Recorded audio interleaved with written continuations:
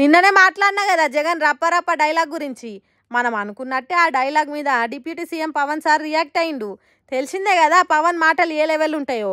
అదే లెవెల్తోని జగన్ డైలాగ్కు కౌంటర్ ఇచ్చుకుంటా సినిమా డైలాగులు థియేటర్ వరకే బాగుంటాయి. పిచ్చి పిచ్చిగా ఇట్లా అప్రజాస్వామిక ధోరణిలో మాట్లాడేటోళ్ళ మీద పబ్లిక్ ఓ కన్నేసి ఉంచాలి. నిన్న ఓ తెగ మురుసుకుంటారు రప్పరప్ప అని సినిమా డైలాగ్ చెప్పిండు కానీ అసొంటోళ్ళను ప్రజలు కంట కనిపెట్టాలి.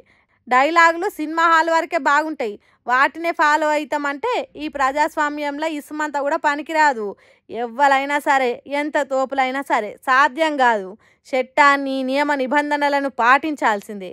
జనాలను భయపెట్టించే ఇసొంటి పనుల మీద కఠినంగా ఉండాలి, ఉంటాం కూడా అన్నట్టు వరుస పెట్టార్చుకుండు. కూటమి అంటేనే శాంతి భద్రతలకు మారు పేరు.